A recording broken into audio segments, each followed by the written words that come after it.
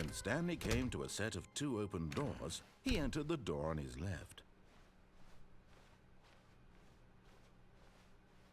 Yet there was not a single person here either. Feeling a wave of disbelief, Stanley decided to go up to his... Coming to a staircase, Stanley walked upstairs to his boss's office. But Stanley just couldn't do it. He considered the possibility of facing his boss. Admitting he had left his post during work hours, he might be fired for that. And in such a competitive economy, why had he taken that risk? All because he believed everyone had vanished? His boss would think he was crazy. And then something occurred to Stanley. Maybe, he thought to himself, maybe I am crazy. All of my co-workers blinking mysteriously out of existence in a single moment for no reason at all? None of it made any logical sense. And as Stanley pondered this, he began to make other strange observations. For example, why couldn't he see his feet when he looked down? Why did doors close automatically behind him wherever he went? And for that matter, these rooms were starting to look pretty familiar. Were they simply repeating? No, Stanley said to himself, this is all too strange. This can't be real. And at last, he came to the conclusion that had been on the tip of his tongue. He just hadn't found the words for it. "I'm dreaming!" he yelled. "This is all a dream." Oh, what a relief Stanley felt to have finally found an answer, an explanation. His co-workers weren't actually gone. He wasn't going to lose his job. He wasn't crazy after all. And he thought to himself, I suppose I'll wake up soon. I'll have to go back to my boring real-life job pushing buttons. I may as well enjoy this while I'm still lucid. So, he imagined himself flying and began to gently float above the ground. Then he imagined himself soaring through space on a magical starfield, and it too appeared. It was so much fun, and Stanley marveled that he had still not woken up. How was he remaining so lucid?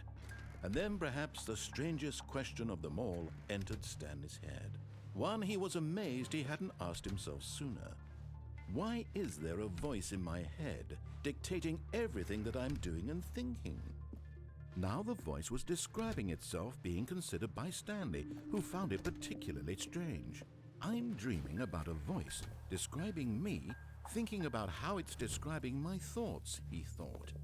And while he thought it all very odd and wondered if this voice spoke to all people in their dreams, the truth was that, of course, this was not a dream. How could it be? Was Stanley simply deceiving himself, believing that if he's asleep, he doesn't have to take responsibility for himself? Stanley is as awake right now as he's ever been in his life. Now, hearing the voice speak these words was quite a shock to Stanley. After all, he knew for certain, beyond a doubt, that this was in fact a dream. Did the voice not see him float and make the magical stars just a moment ago? How else would the voice explain all that? This voice was a part of himself too. Surely, if he could just... He would prove it. He would prove that he was in control, that this was a dream. So he closed his eyes gently, and he invited himself to wake up. He felt the cool weight of the blanket on his skin, the press of the mattress on his back, the fresh air of a world outside this one. Let me wake up, he thought to himself. I'm through with this dream. I wish it to be over. Let me go back to my job. Let me continue pushing the buttons. Please, it's all I want. I want my apartment and my wife and my job. All I want is my life exactly the way it's always been. My life is normal. I am normal. Everything will be fine. I am okay.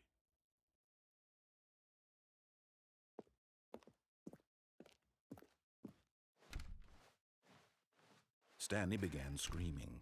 Please, someone, wake me up. My name is Stanley. I have a boss. I have an office. I am real. Please, just someone tell me I am real. I must be real. I must be. Can anyone hear my voice? Who am I? Who am I? And everything went black.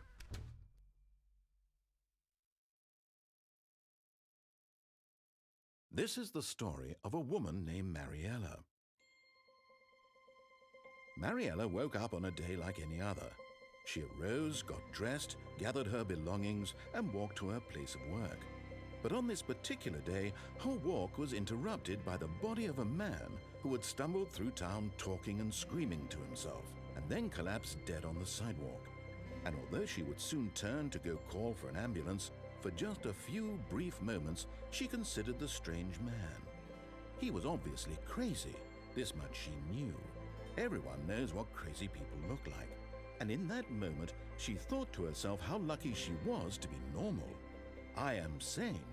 I am in control of my mind. I know what is real and what isn't. It was comforting to think this, and in a certain way, seeing this man made her feel better. But then she remembered the meeting she had scheduled for that day, the very important people whose impressions of her would affect her career, and by extension, the rest of her life. She had no time for this, so it was only a moment that she stood there, staring down at the body. And then she turned and ran.